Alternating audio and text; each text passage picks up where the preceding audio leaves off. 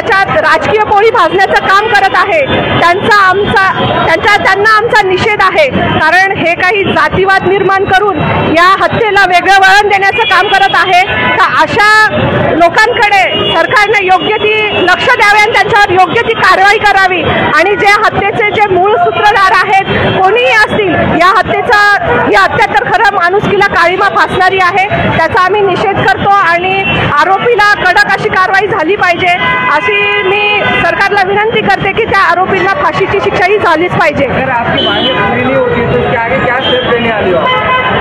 हम OBC समाज के जो और पूरे जाति जमाती के लोग हैं वो सब हम आंदोलन करेंगे और उनको कैसे न्याय देना है ये हम जब औरत बाहर निकलती है और लड़ा देती है तब इनको समझ में आएगा।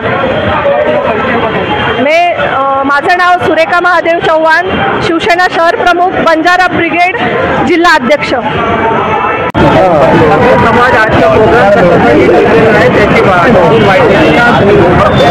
संतोष भैया देशमुख यांचा जो खून झाला त्या खुनातल्या आरोपीला कडक शासन मिळालं पाहिजे आणि एक त्यांची शोकसभा भावपूर्ण श्रद्धांजली त्यासाठी हा कार्य या ठिकाणी आम्ही एक आंदोलन ठेवलं होतं।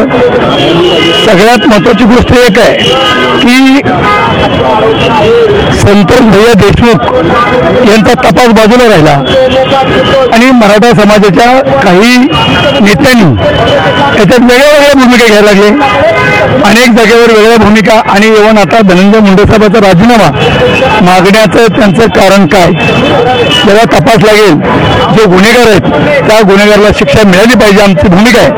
त्यामुळे हा कार्यक्रमाचा म्हणजे शोकसभा आयोजित केली होती आणि आजही आम्ही एवढं सांगू की या महाराष्ट्रातला बहुजन समाज 100% देशमुख कुटुंबाच्या पाठीशी खंबीरपणे उभा राहील आणि त्या आरोपीला कडक शासन मिळेल यात काही शंका नाही।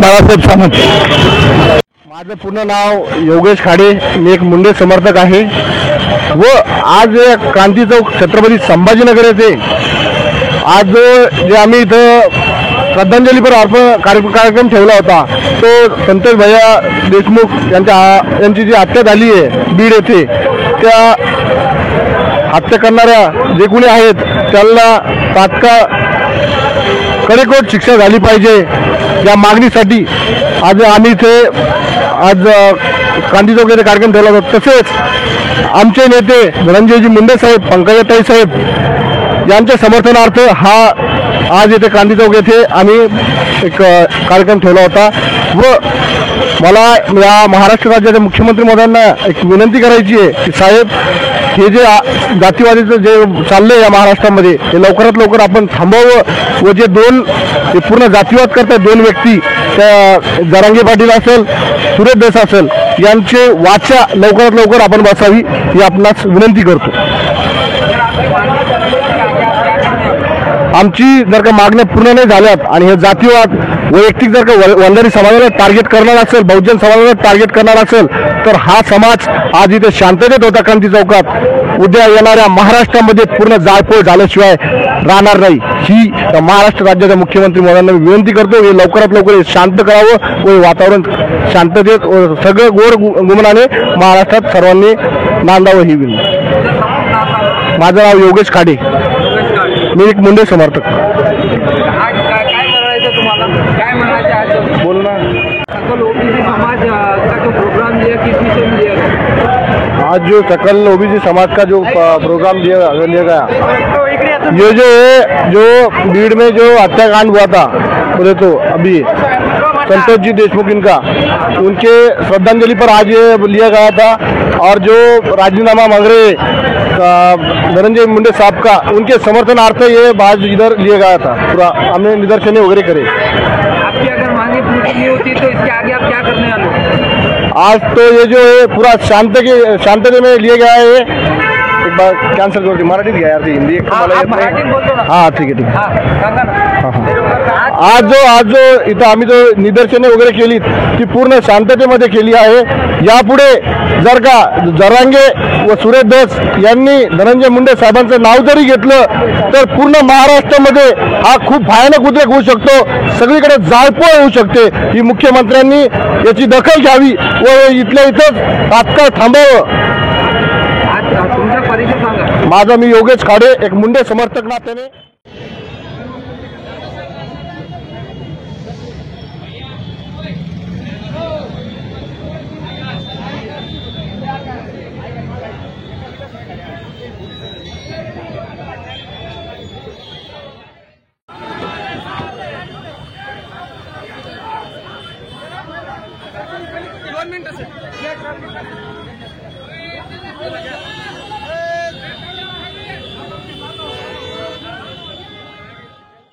शेवटी साहेब म्हणले आपलं दैवत खंडोबा आहे. ह्या खंडोबाची शपथ घालतो, प्रकाशदादाला मतदान करा आणि वरी हात करा. वरी हात केले, लोकांनी मतदान केलं, प्रकाशदादा निवडून आले आणि मंत्रिपदासाठी साहेबाचा राजीनामा मागायला तयार झाले. मित्रांनो, त्यांच्या पोटातलं होटात आलं. संतोष भाईचं ह्यांना काही देणं घेणं नाही. या सर्व 3 बांडगुळ आहेत आमच्या बीडला.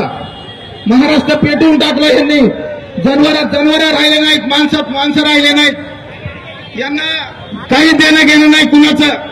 मी सांगू इच्छितो त्यांना, सर्व मायबापांना विनंती करतो या सर्वांना की तुम्ही बीडला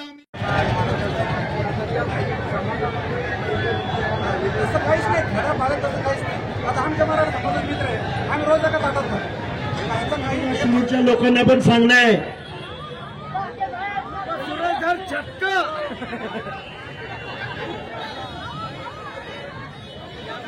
भावना तीव्र आहेत, मी समजू शकतो, पण